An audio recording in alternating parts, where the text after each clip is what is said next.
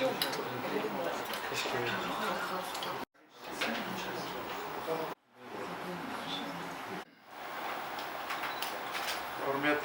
архивті басшылар, Еділ Терекбайұлы Жаңбыршының өз тілегі бойынша жұмыстан кетуіне байланысты Қазақстан Республика Президенті әкімшілігінің Ақтау қаласы мәслихатының келісімдері сәйкес менің өкіміммен Ақтау қаласының әкімі қызметіне Серікбай Өтелгенұлы Тұрымов тағайындалды.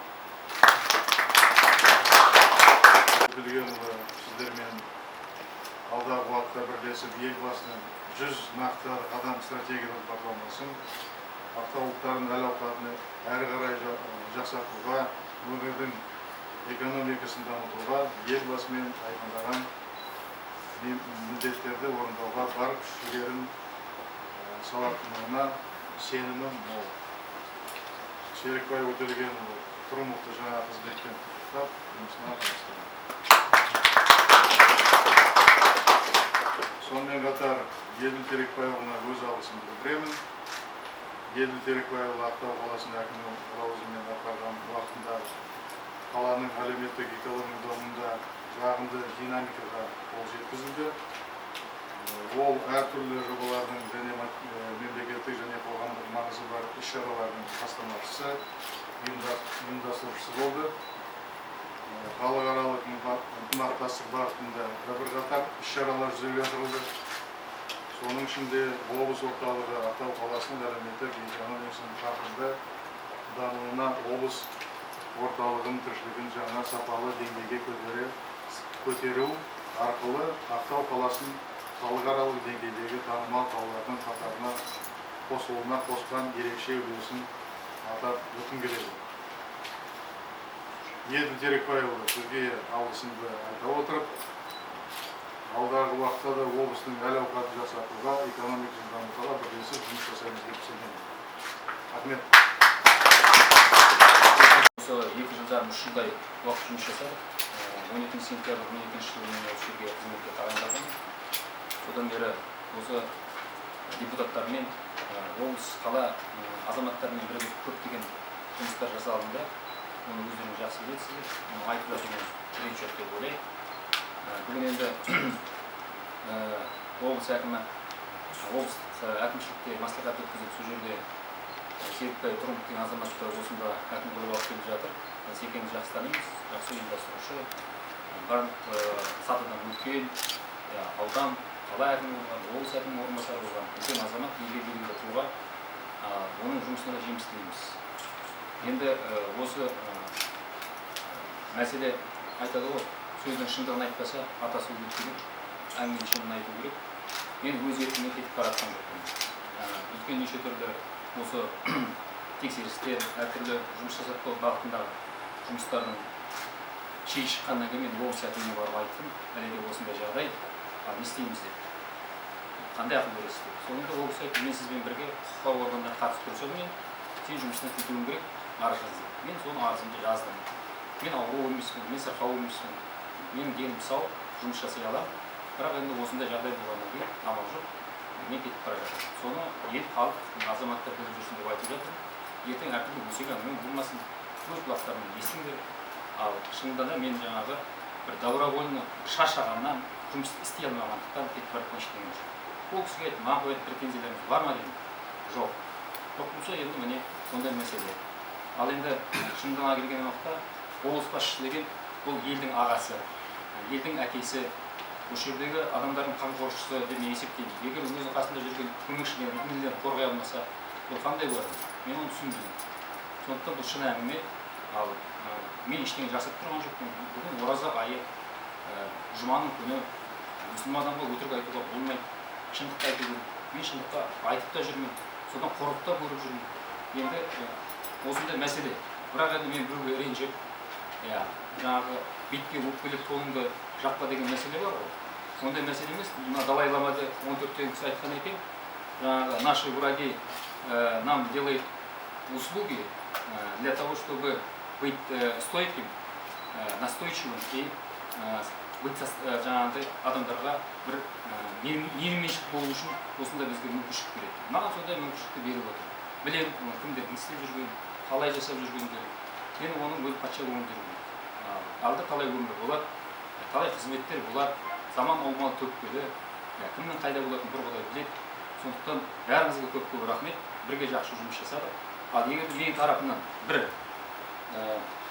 біреулерге тілім тиген болса, біреулерге жаңағы айтып жатқан сөзім тиген болса, немесе мен дұрыс бір басқару саласында қателіктер жіберген болсам, немесе өзімнен жоғары тұрған ағаларым, басшыларым, оларға бір қателіктер жіберген болса, мен кешірім сұраймын.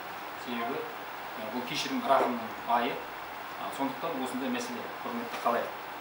Ал көптеген адамдар телефон шалып, сол рахметін айтып жатыр. Маған басшылардың емес, ең бірінші халықтың ықыласы, халықтың маған деген пейілі керек. Сондықтан осы пейілді мен қазір көріп жатырмын. Рахмет бәріңізге. Жұмыстарыңыз жемісті болсын. Секеге тағы да айтамын. Ақтау деген өзен емес, бұның спецификасы басқа, бұның деген контингент басқа, проблемалар басқа, үлкен мәселелер бар. Осы республикамыздың ең бір өркендеп келе жатқан қалалардың бірі деп есептеймін.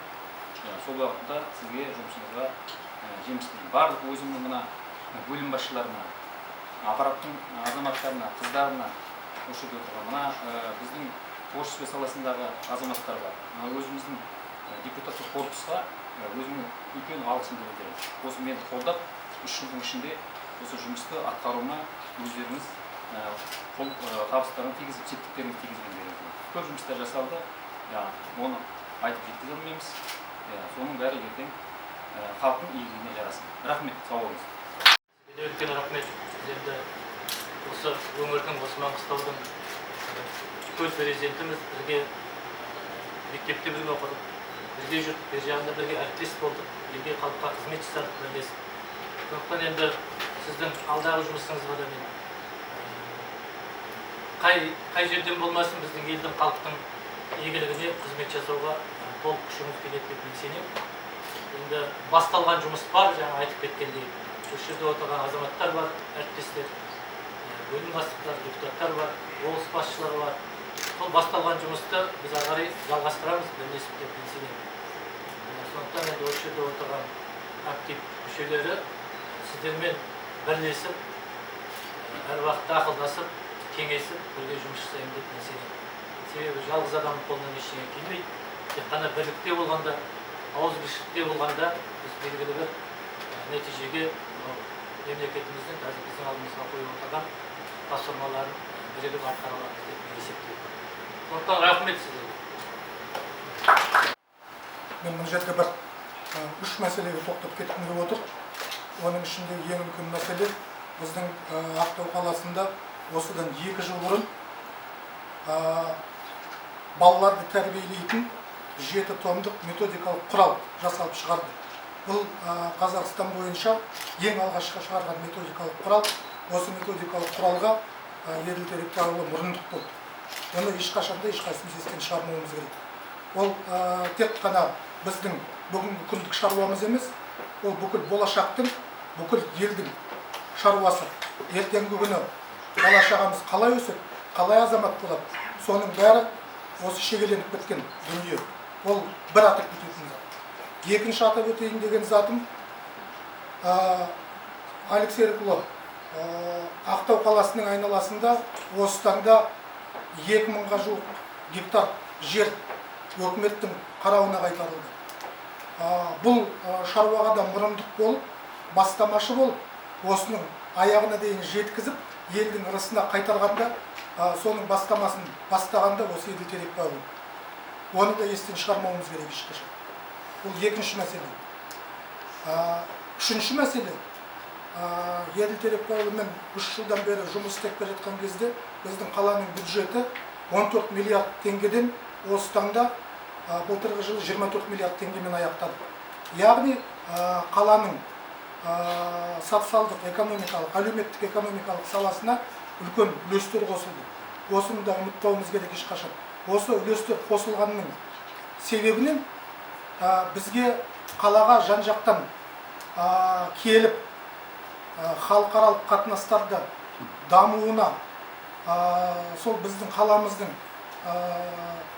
жаңағы Қазақстанның алдыңғы қатарында қалалардың шығуына үлкен үлес қосқан азаматтың азаматшылығын айту керек әрдайым. Құрметті Серікбай Өтелгенұлы, бүгіннен бастап келіп отырсыз. Енді менің ойымша, осы жердегі біраз азаматтардың ойынша, осы Еділ Терекбай ауылының бастаған бастама жұмыстарының бәрі ары қарай өзінің жалғасын табады деп ойлаймыз. Ал Еділ Терекбай ауылын өз басым үлкен кәдімгі беделді елдің қамын ойлайтын, қамқорлығын ойлайтын, жаңағыдай біздің бала шағамызды тәрбиелейтіндей жерлерден, жұмыстардан көреміз дегенге сенімдіміз. Алик Серікұлы осы мәселелерді ұмытпай біздің қалауымыз ретінде, тілеуіміз ретінде қабылдасаңыз өте орынды болады. Рахмет.